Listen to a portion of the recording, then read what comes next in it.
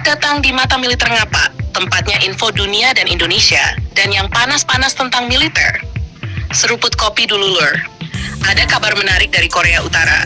Saat banyak negara fokus memperbarui teknologi persenjataan mereka, Korea Utara justru menyiapkan langkah yang jauh lebih ambisius. Kim Jong-un secara langsung menetapkan target untuk meningkatkan produksi rudal hingga 2,5 kali lipat dalam tahun ke depan.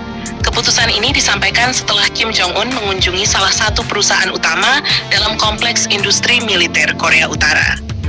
Dalam kunjungan tersebut, ia meninjau hasil produksi berbagai senjata strategis yang telah dibuat selama paruh pertama tahun 2026. Yang menarik, bukan hanya soal jumlah rudal yang akan diproduksi. Korea Utara juga sedang menyusun rencana jangka panjang untuk memperluas kapasitas produksi rudal balistik dan rudal jelajah dalam skala besar. Menurut laporan yang diterima Kim Jong-un dari Direktorat Jenderal Rudal Korea Utara, kebutuhan rudal bagi tentara rakyat Korea meningkat sangat signifikan.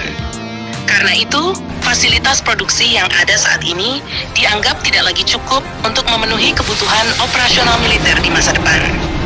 Kalau kita lihat perkembangan beberapa tahun terakhir, memang Korea Utara semakin agresif dalam pengembangan rudal. Mereka sudah memiliki berbagai jenis rudal balistik jarak pendek, jarak menengah, hingga rudal balistik antar benua atau ICBM yang mampu menjangkau ribuan kilometer. Selain itu, Korea Utara juga mengembangkan rudal jelajah yang terbang rendah dan lebih sulit dideteksi radar dibandingkan rudal balistik. Kombinasi kedua jenis rudal ini memberikan fleksibilitas yang lebih besar dalam strategi militer mereka. Pertanyaannya, mengapa Kim Jong-un ingin meningkatkan produksi sampai 2,5 kali lipat? Jawabannya, kemungkinan berkaitan dengan perubahan doktrin militer Korea Utara sendiri.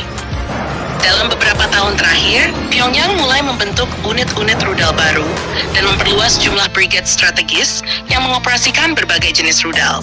Jika jumlah unit peluncur bertambah, otomatis kebutuhan rudal juga meningkat. Rudal tidak hanya digunakan saat perang, tetapi juga untuk latihan, pengujian, stok cadangan, dan persediaan strategis jangka panjang. Dengan kata lain, Korea Utara tidak hanya ingin memiliki rudal yang canggih, tetapi juga ingin memiliki jumlah rudal yang sangat besar. Konsep ini sebenarnya mirip dengan yang dilakukan beberapa kekuatan militer besar dunia. Mereka sadar bahwa dalam konflik modern, produksi massal seringkali sama pentingnya dengan teknologi. Sebuah rudal yang sangat canggih memang berbahaya, tetapi ribuan rudal yang cukup canggih dapat memberikan tekanan yang jauh lebih besar kepada lawan. Dari sisi kawasan, perkembangan ini tentu membuat negara-negara tetangga memperhatikan situasi dengan serius. Korea Selatan, Jepang, dan Amerika Serikat merupakan pihak yang paling berkepentingan terhadap peningkatan kemampuan rudal Korea Utara. Selama beberapa tahun terakhir, ketiga negara tersebut telah memperkuat sistem pertahanan udara dan pertahanan rudal mereka, mulai dari sistem Patriot, kapal perusak Aegis, hingga radar peringatan dini yang ditempatkan di berbagai lokasi strategis.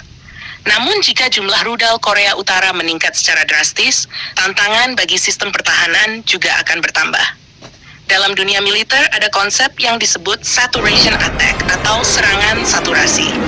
Artinya sejumlah besar rudal diluncurkan secara bersamaan untuk membanjiri sistem pertahanan lawan. Walaupun sebagian rudal berhasil dicegat, kemungkinan masih ada rudal lain yang dapat menembus pertahanan karena jumlah target yang harus dihadapi terlalu banyak dalam waktu singkat. Inilah salah satu alasan mengapa produksi massal rudal menjadi sangat penting bagi negara-negara yang ingin memperkuat kemampuan deterennya. Selain faktor militer, ada juga aspek industri yang menarik untuk diperhatikan. Meningkatkan produksi 2,5 kali lipat bukan pekerjaan mudah. Korea Utara harus memperluas pabrik, meningkatkan pasokan bahan baku, memperbanyak tenaga kerja terampil, serta mempercepat jalur produksi. Hal ini menunjukkan bahwa pemerintah Korea Utara tampaknya siap mengalokasikan sumber daya besar untuk sektor pertahanan dalam beberapa tahun ke depan. Bahkan jika target tersebut benar-benar tercapai, Korea Utara berpotensi menjadi salah satu negara dengan kapasitas produksi rudal terbesar di dunia. Bukan hanya mampu mengembangkan desain baru, tetapi juga mampu memproduksi rudal dalam jumlah yang jauh lebih banyak dibanding sebelumnya. Bagi para pengamat militer, langkah ini menunjukkan bahwa Korea Utara tidak sedang memperlambat program rudalnya. Justru sebaliknya, mereka sedang memasuki fase ekspansi besar-besaran. Dengan stok rudal yang lebih banyak, kemampuan pencegahan atau deterrence Korea Utara akan semakin kuat. Negara tersebut dapat mempertahankan tekanan strategis terhadap lawan-lawannya tanpa harus bergantung pada jumlah peluncur yang terbatas.